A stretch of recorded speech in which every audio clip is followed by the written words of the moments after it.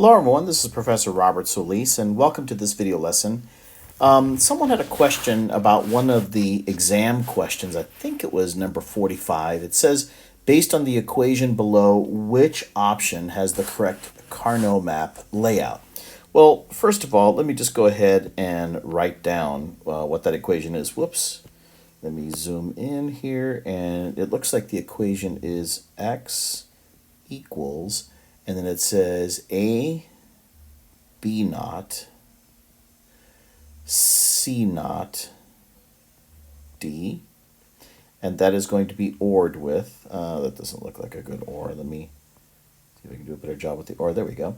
That's going to be ORed with a b naught c d, so a b naught c d.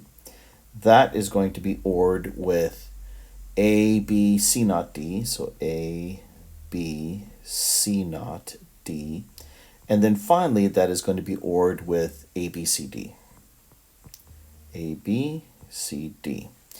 All right, so the first thing that I'm going to do is I'm going to develop the Carnot map. And so what I'll do is I'll just let's do this right here. Maybe that's a little bit too small. You know what? Let me undo and let me turn on my snapping. Let's see here. I think there was a way to me to snap grid. Yeah, snap. Show grid. Snap to grid. That's it. Sorry about that.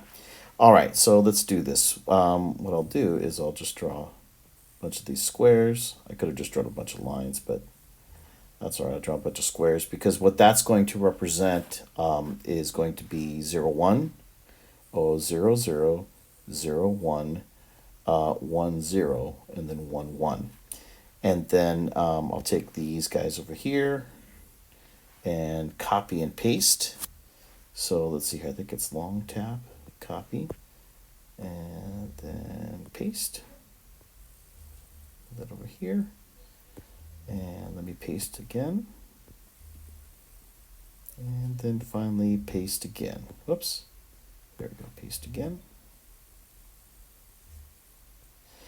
So that means that over here, this represents 0, 0, 0, 1, 1, 0, 1, 1.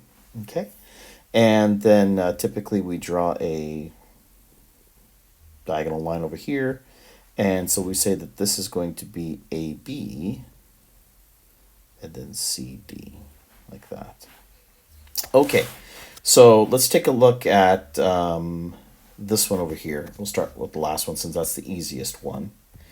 And so that says A, B, C, D. So when A is true, when B is true, and when C is true, and when D is true. So that's 1, 1, which is this over here. And that's also 1, 1 for the C and the D, which is this one over here. So that means that we're going to put a 1 right here. That represents A, B, C, D. Okay, let's take care of this guy now. So over here, that means that A is true, B is true, C is not true, and D is true. So that would be this guy right here. Because as you can see, we have A is true, B is true, C is false, D is true. So the intersection of those two is right there. So let me undo a bunch of these here. All right, so the next min term that we'll take care of is this guy over here. So it looks like it's A, B naught, C, D. Okay, so A is true. So that means I can have this over here. But it says B naught, so that's going to be this one right here because that'll be A is true and B is not true. So let me undo. So I know it's going to be this row. And in terms of the C and D, that's going to be this column right here because C is on, or C is true, and so is D. So that means that we put a 1 right here, right?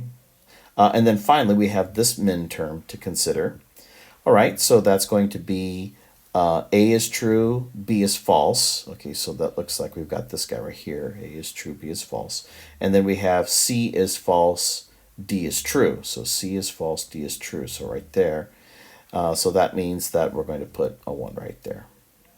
All right, so now that we've taken care of all of our min terms, So I'm going to do the grouping, and you either group in 2 or 4 or 8 or 16. Well, clearly here I have a nice grouping of 4 right there, so I'll take that group, and then I'll write down all of the individual min terms like this. So we'll take a look at this guy over here, which as you can see is 1101. Okay, so let me undo. So that's going to be 1101, this representing the A, B, C, and D. All right, let's take care of this guy over here. So that means that's going to be 1111. Okay, so let me undo. So 1111. I'll take care of this guy over here. So that's going to be 1001. All right, so 1001. And then finally, we'll take care of this guy over here. Looks like that's going to be 1011. Okay, so that's going to be 1011. All right, so what you do at this point is you look for those columns that have no change. And so clearly this column has no change. They're all ones, so we'll put a 1 right there.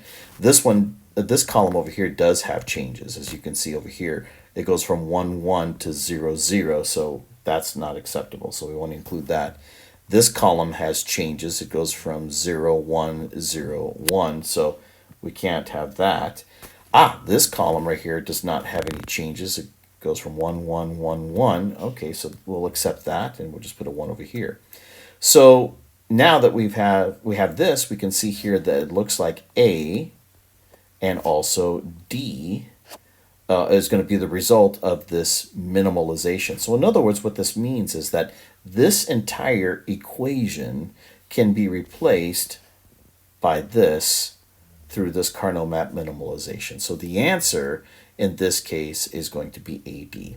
So on the question number 45, I know you can't see it right now, but I'm looking and it looks like the answer is number B, or letter B. The second one is the answer, which shows you this exact representation here. Now, I could have put a bunch of zeros here.